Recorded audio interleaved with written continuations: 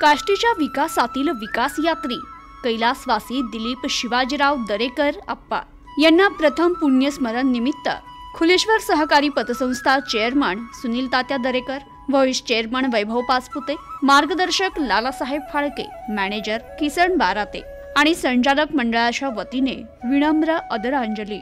प्रथम पुण्यस्मरण कार्यक्रम रविवार दिनांक 24 डिसेंबर रोजी सकाळी 9:30 वाजता करण्याचे योजिले असून यावेळी हरिभक्त परायण प्रकाश महाराज साठे यांचं कीर्तन होणार आहे।